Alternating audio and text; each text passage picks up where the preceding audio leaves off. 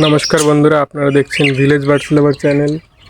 আর আগের ভিডিওতে বলেছিলাম যে ককাটেলের ব্রিডিং বক্স বা হাঁড়ি যেটাই দিন সেটার সাইজ বা সেটাকে কীভাবে প্রোভাইড করতে হবে সেটা নিয়ে একটা ভিডিও আনবো। তো আজকে সেই ভিডিওটা টপিক নিয়ে চলে আসলাম। তো ককাটেলকে কত সাইজের ব্রিডিং বক্স দিতে হয় বা কত সাইজের মাটির হাঁড়ি যদি দেন কত সাইজের মাটির হাঁড়ি দিতে হয়, তো আজকে ওইটা নিয়ে পুরো ভিডিওটা।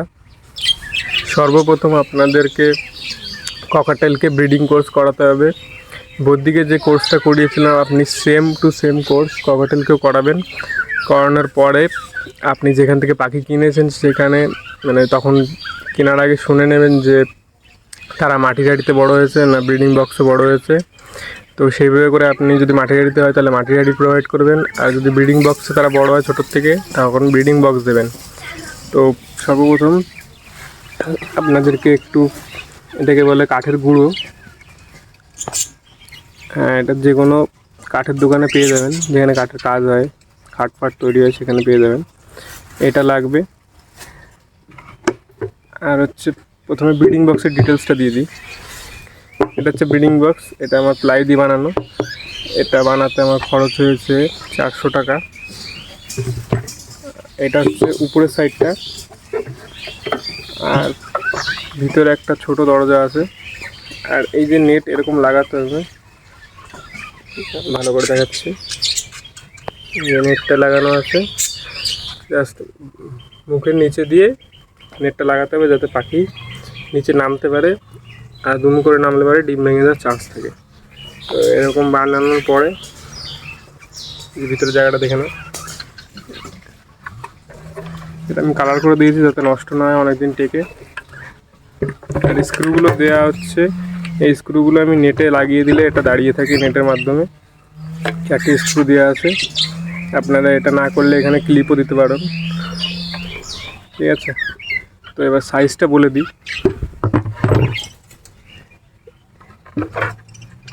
এটা লম্বা আছে 13 ইঞ্চি, লম্বাটা 13 ইঞ্চি আছে। আমি সাইডে ফটো দিয়ে দেবো। লম্বাটা 13 ইঞ্চি আছে। এর হাইট আছে হচ্ছে 9 ইঞ্চি এর হাইটটা। আর এর যে চওড়াটা আছে হচ্ছে 10 ইঞ্চি। তো আরেকবার বলে দিই, এটার লম্বাটা আছে হচ্ছে 13 ইঞ্চি, আর এর হাইট আছে হচ্ছে 9। এর হাইটটা হচ্ছে 9 আর লম্বা হচ্ছে 13। আর এটার যে চওড়াটা সেটা হচ্ছে 10, ঠিক আছে, 10 ইঞ্চি।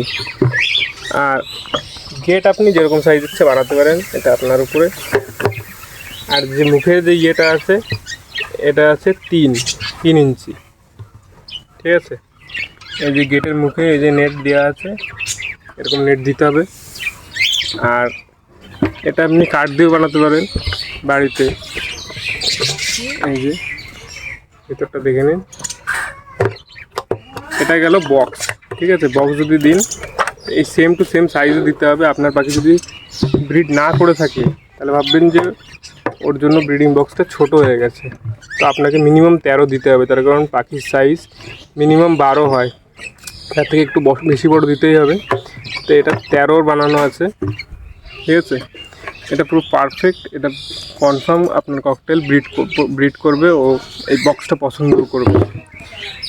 আর এর ভিতরে আপনি কাঠের গুঁড়ো দিতে পারেন। আর কাঠের গুঁড়ো দেওয়ার আগে আপনাকে নিচে হলুদ দিতে হবে, না হলে পরে নোটেক্স পাউডার দিতে হবে। আমি তো হলুদ ব্যবহার করি। হলুদ ভালো করে ছড়িয়ে দেবেন যাতে পোকা তৈরি না হয় ভিতরে, আর কাঠের গুঁড়ো তারপরে দিয়ে দেবেন। এটাতে গেলো বক্স। এবার চলে আসছি হাঁড়িতে। এই যে হাঁড়িটা দেখতে পাচ্ছেন, এটার প্রাইস আমার পড়েছে 60 টাকা করে। তার কারণে আমি এটা একদম যারা মাটির হাঁড়ি বানায় তাদের কাছ থেকে অর্ডার দিয়ে বানিয়ে নিয়ে এসেছি। এটার সাইজটা আমি বলছি। এটা যে গোলটা যেটা আছে এটা তোমার 3 সেম টু সেম আছে 3 ইঞ্চি। আর এর যে ভিতরে এই যে এখান থেকে এই অবধি এই যে ভিতরে যে রাউন্ডটা এটা 13 আছে।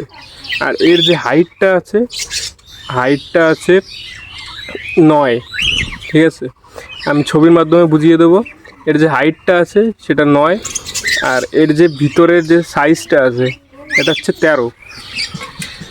আর এটা আপনি এরকম কোনো একটা কুমোরকে গিয়ে দেখালে পরেই সেম টু সেম বানিয়ে দেবে, স্ক্রিনশট মেরে নেবেন, সেম টু সেম বানিয়ে দেবে, কোনো অসুবিধা হবে না।